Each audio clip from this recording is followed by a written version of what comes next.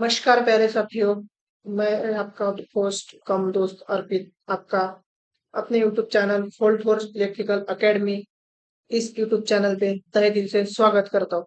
I hope आप सब अच्छे होंगे, स्वस्थ होंगे, मस्त होंगे और आपकी पढ़ाई, आपका टारगेट जो है एईजे एग्जाम्स, उसके लिए आपकी पढ़ाई अच्छी चल रही होगी।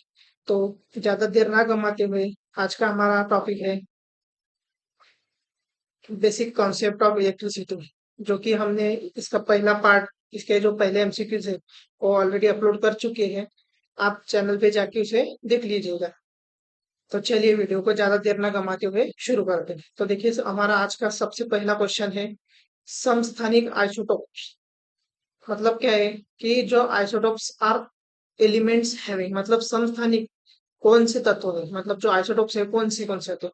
तो देखो सबसे पहले हम ऑप्शन जान लेते हैं। कौन ऑप्शंस क्या है हमारे पास। ठीक है, तो जिनकी परमाणु संख्या समान होती है और द्रव्यमान समान होती है।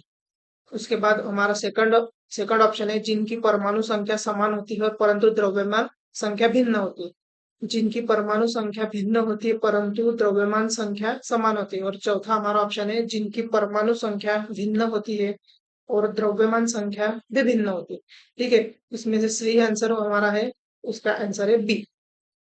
वे, देखो इसका एक्सप्लेनेशन यहाँ पे दिया हुआ है। वे तत्व जिनकी परमाणु संख्या समान होती है परंतु द्रव्यमान संख्या भिन्न होती है ऐसे समस्थानिक यानी आइसोटोप्स कहलाते हैं। उदाहरण है हाइड्रोजन के समस्थानिक, जैसे प्रोटियम है, ड्यूटोरियम है, ट्रिटेनियम है। ठीक है, कोई ठीक उसके बाद इलेक्ट्रॉनों की संख्या समान होने के कारण समस्थानिक के रासायनिक गुण समान परंतु भौतिक गुण भिन्न भिन्न होते हैं। तो ये यहाँ पे एक्सप्लेनेशन वगैरह दिया हुआ है।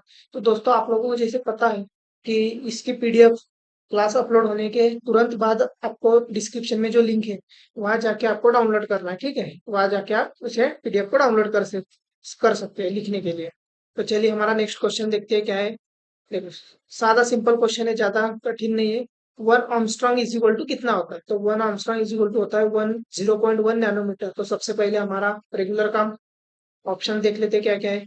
0.1 नैनोमीटर, 1.1 नैनोमीटर, 1.01 नैनोमीटर और 2.4 नैनोमीटर। तो हमारा सही ऑप्शन क्या है, ऑप्शन वन, 0.1 नैनोमीटर। एक angstrom is equal to 0.1 nanometre होता है। यहाँ पे एक्सप्लेनेशन दिया हुआ है इसका, आप इसे देख लीजिएगा। ठीक है, डाउनलोड कर लेंगे आप। हमारा नेक्स्ट क्वेश्चन है which of the following statement is correct. देखो यहाँ पे करेक्ट आया हुआ with reference to the process of ionisation. मतलब क्या है, निम्नलिखित में से कौन सा कथन आयनीकरण की प्रक्रिया के संदर्भ में सही है। तो सबसे पहले हम ऑप्शन देख लेते क्या क्या है। Valence electron is remove from the atom, valence electron की परमाणु से हटा दिया जाता है। Protein proton is added into the nucleus, नाभिक में प्रोटॉन को जोड़ दिया जाता है, ये तो गलत है। Neutron is added into the nucleus, नाभिक में न्यूट्रॉन को जोड़ दिया जाता है, ये भी गलत है।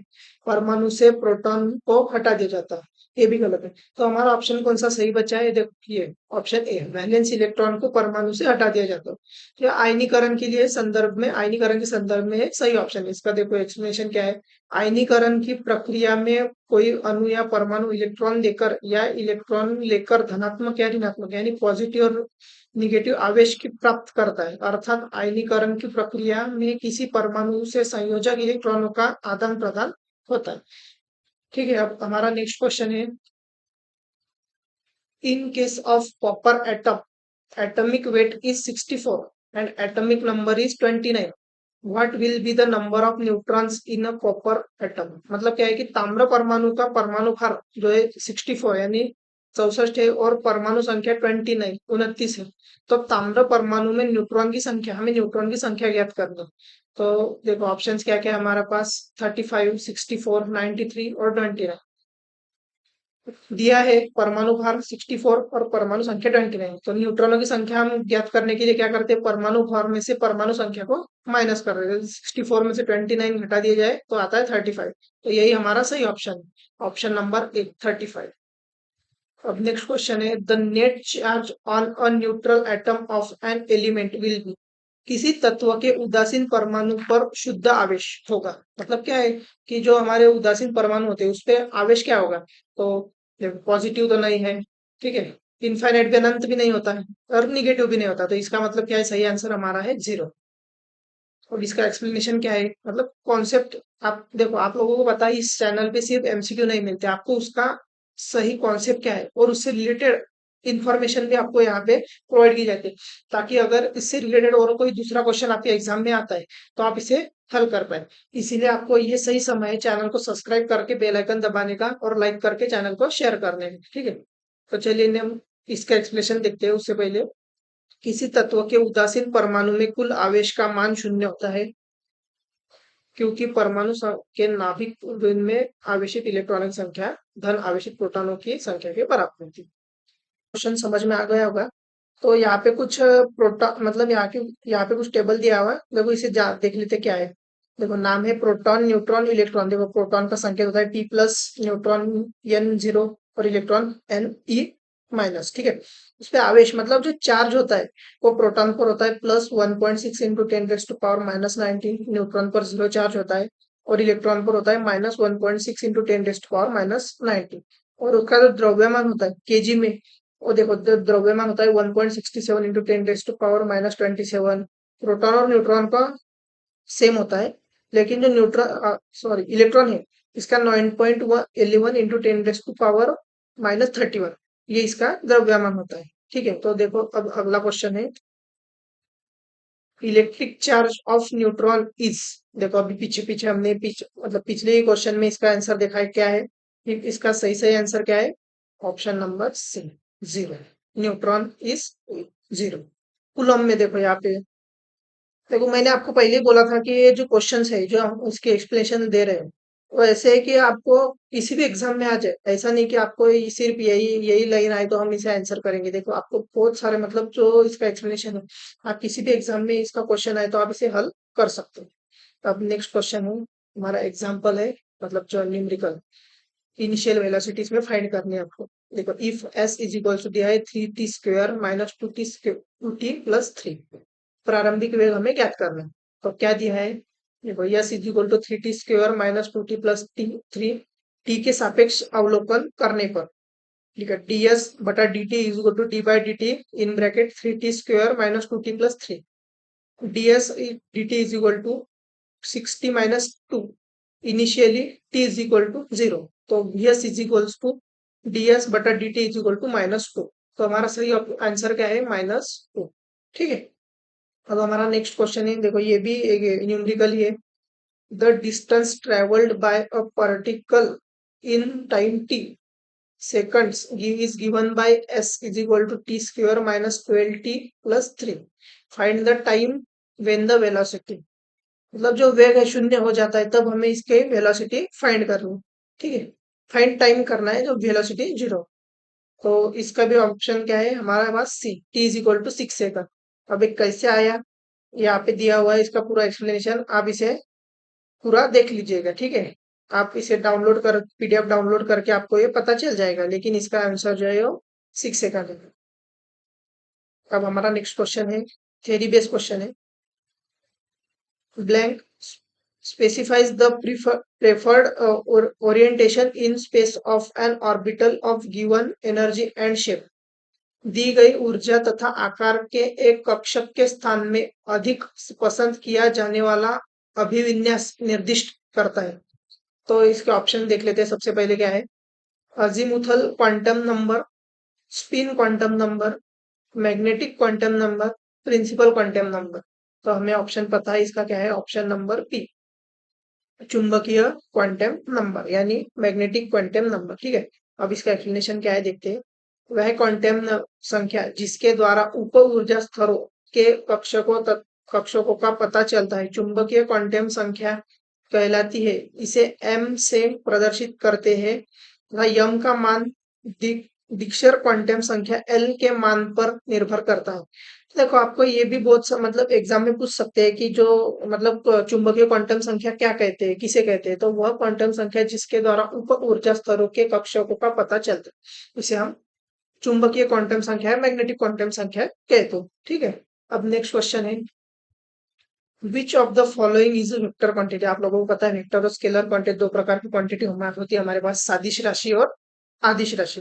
ठीक है, हमें पूछा है कि इनमें से कौन सी सादिश राशि है। तो देखो मास नहीं है, ये आदिश राशि है। ठीक है, लेंथ ये भी आदिश राशि है, वोल्टेज ये भी आदिश राशि। तो हमारे पास बचा क्या है, वेलोसिटी, वेग। वेग एक प्रकार की सादिश राशि है।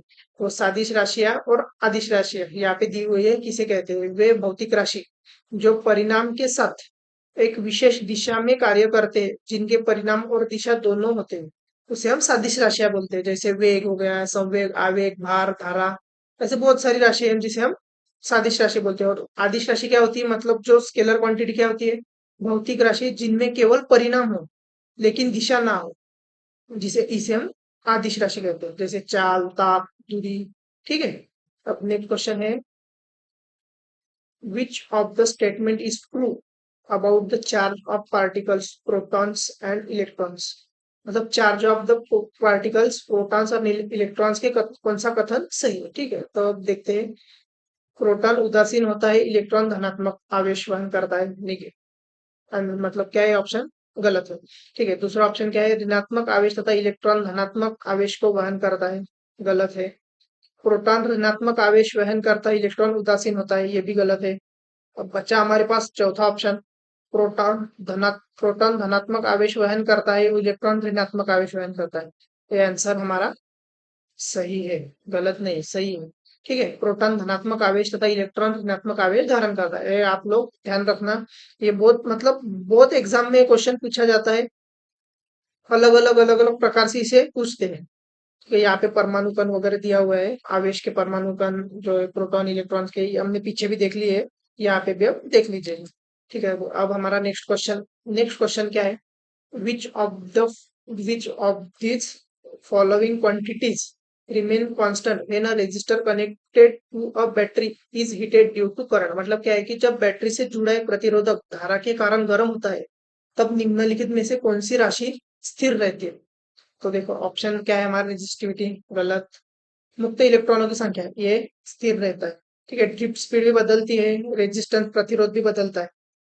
जब बैटरी से जुड़ा एक प्रतिरोधक धारा के कारण गर्म होता है, तब मुक्त इलेक्ट्रॉनों की संख्या बनी रहती है। प्रतिरोधकता तथा ग्रिप तापमान पर इसका मतलब तापमान पर निर्भर करते हैं। ठीक है, ये आप लोगों को समझ आ गया होगा। तो अब तक आपने चैनल को सब्सक्राइब नहीं किया है, तो चैनल को सब्सक्राइब करके हमारा जो मोटिवेशन है वो बढ़ाते रहे। ठीक है, अब नेक्स्ट क्वेश्चन की तरफ चलते हैं। हमारा नेक्स्ट क्वेश्चन क्या है, which of the following statements is not associated with an electric shock. मतलब क्या है कि जो निम्नलिखित में से कौन सा कथन विद्युत आघात से संबंधित नहीं है। बेहोश व्यक्ति को कुछ भी खाने पीने को दे, गलत, से संबंधित नहीं। ठीक है, आपूर्ति को अनप्लग कीजिए, ये सही है। बेहोश व्यक्ति को अकेला ना छोड़े, ये भी सही है। और अपने आप को सुरक्षित कीजिए और पीड़ित को खींचे, ये भी सही है। मतलब इसका सही आंसर क्या होगा, option number A. Option number A इसका सही आंसर होगा। ठीक है, और यहाँ पे कुछ एग्जांपल्स, मतलब क्या आप जब विद्युत आघात हो जाए तो क्या करना है क्या नहीं करना है, ये आपको यहाँ पे सब बताया है। नेक्स्ट है हमारा क्वेश्चन। अब लास्ट के 2-3 क्वेश्चन बचे, उतने करके फिर हम अगले पार्ट में मिलेंगे। ठीक है, तब तक इन लिए ये वीडियो को शेयर कीजिएगा, लाइक कीजिएगा और चैनल को सब्सक्राइब कीजिएगा। और जो हमारे शॉर्ट्स आते हैं, शॉर्ट्स में भी आपको बहुत सारा सीखने को मिलेगा, तो शॉर्ट्स जरूर देख लीजिएगा। ठीक है, देखो अब क्वेश्चन क्या है हमारा, 1 millivolt is equal to, 1 millivolt के बराबर होता है, किसके बराबर होता है, 0.001 वोल्ट के बराबर होता है 1 मिली वोल्ट। एक्सप्लेनेशन यहाँ पे दिया हुआ है, 1 MV is equal to 10⁻³ volt, यानी 0.001 वोल्ट।